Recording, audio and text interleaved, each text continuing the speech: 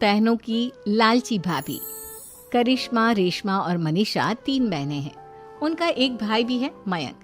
मयंक अपनी बहनों को बहुत प्यार करता है, लेकिन मयंक की पत्नी सविता इस मामले में मयंक से बिल्कुल ही अलग है।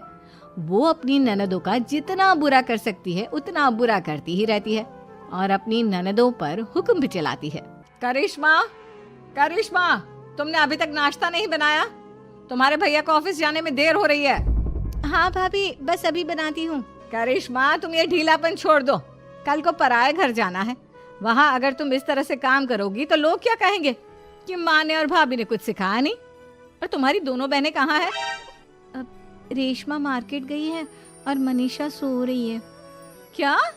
सुबह के 8 बज रहे हैं और ये महारानी अभी भी सो रही है? ये कहते हुए सविता अपनी सास दुर्गा देवी के पास जाती है। माँ जी, देख रही हो अपनी बेटियों के तौर तरीके? क्या हुआ बहू, सुबह सुबह क्या कर दिया मेरी बेटियों ने?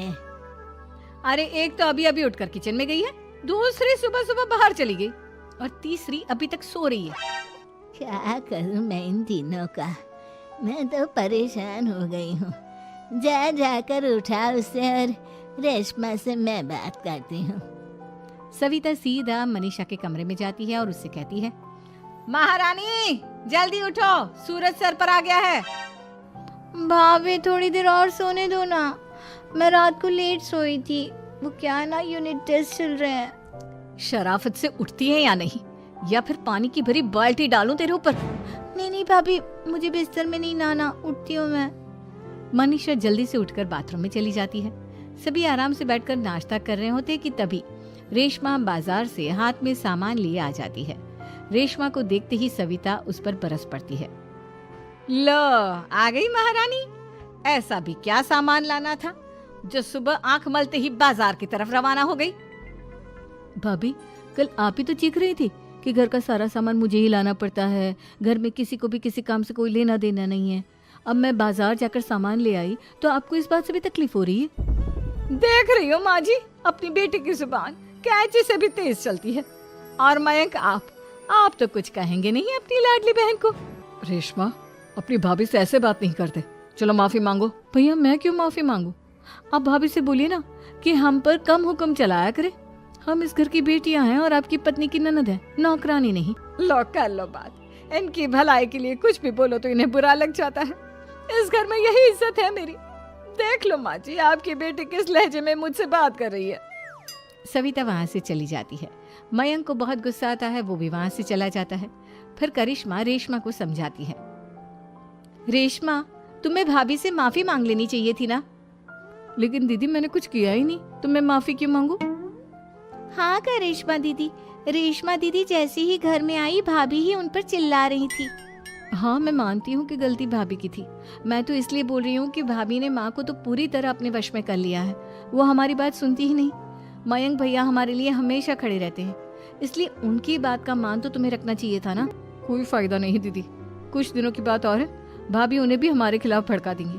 फिर वो भी माँ की तरह हमारी किसी बात का विश्वास नहीं करेंगे। इसी तरह सविता अपनी तीनों ननदों को किसी न किसी बात पर परेशान करती रहती थी। एक दिन मयंक अपनी तीनों बहनों के लिए गिफ्ट लाया।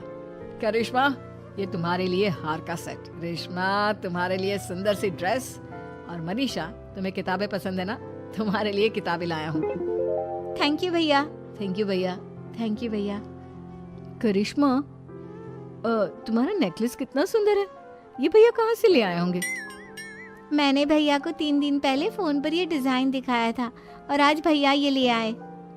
सविता तो अपनी ननदों के गिफ्ट्स देखकर जल गई और करिश्मा का नेकलेस तो उसे भी बहुत पसंद आया था। अपनी बहनों के लिए कितना अच्छा नेकलेस लेकर आए हैं, मुझे कभी कोई गिफ्ट नहीं दिया।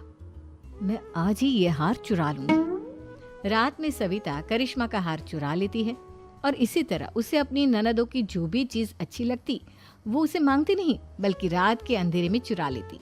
इसी तरह दिन बीतते गए और सविता ने मयंक के दिल में भी उसकी बहनों के लिए नफरत पैदा कर दी। एक दिन मयंक ने करिश्मा और रेशमा के लिए रिश्ता देखा और ये बात उसने घर में सबको बताई। माँ, करिश्मा और रेशमा के लिए बहुत अच्छा रिश्ता आया है, वो लोग कल इन्हें देखने आ रहे हैं। आप और सविता मिलकर सारी तैयारी कर लेना। ये सुनकर करिश्मा और रेशमा खुश हो जाती हैं, लेकिन सविता सोचती है, अगर इन दोनों बहनों की शादी हो गई तो घर और बाहर का काम कौन करेगा? मनीषा तो एक नंबर की कामचोर है, उससे तो किसी बात की उम्मीद लगाना ही बेकार है। मुझे इस शादी को रोकना होगा। अगले दिन सभी लड़के वालों के स्वागत की तैयारी करने में लगे होते हैं। तभी मयंक अपनी बहनों से आकर कहता है, तैयार हो गई तुम दोनों? देखो दोनों लड़के बहुत अच्छे हैं, मैं कोई कसर नहीं छोड़ना चाहता, इसलिए तुम उनके सामने अच्छे से बिहेव करना और अपनी भाभी से लड़ने मत लग जाना। करिश्मा, तुम वो नेकलेस पहन लो ना जो मैं तुम्हारे लिए लाया था। भैया मैं बहुत देर से वो नेकलेस ढूंढ रही हूँ, लेकिन मुझे मिल ही नहीं रहा। क्या तुमने नेकलेस खो दिया? तुम्हें पता भी है वो कितना महंगा था? तुम कोई काम ढंग से नहीं कर सकती। मयंक गुस्से में वहां से चला जाता है। थोड़ी देर बाद लड़के वाले भी आ जाते हैं। वो दोनों बहनों को पसंद कर लेते हैं और रिश्ता पक्का हो जाता है। लेकिन सविता के दिमाग में तो कुछ और ही खिचड़ी पक रही थी। वो पंडित जी के पास करिश्मा की कुंडली लेकर जाती है और उन्हें पैसे देकर करिश्मा की कुंडली बदलवा देती है। जब लड़के वालों के पास करिश्मा की कुंडली जाती है तो वो दुर्गा को फोन करते हैं। बहन जी, हमने करिश्मा की कुंडली अपने पंडित जी को दिखाई थी। आपकी बेटी की कुंडली नहीं बल्कि दोषों का पिटारा है। देखिए, मैं और मेरे पति इन सब बातों में बहुत विश्वास करते हैं, इसलिए हम आपकी बेटी से अपने बेटे की शादी नहीं करा सकते। इस तरह करिश्मा का रिश्ता टूट जाता है और सभी घर वालों को बहुत दुख होता है। अब कविता सोचती है, चलो करिश्मा का तो रिश्ता टूट गया, अब रेशमा का भी रिश्ता तोड़ना है। क्या करूं? अब सविता आवाज बदलकर किसी अननोन नंबर से रेशमा के होने वाले ससुराल में फोन करती है।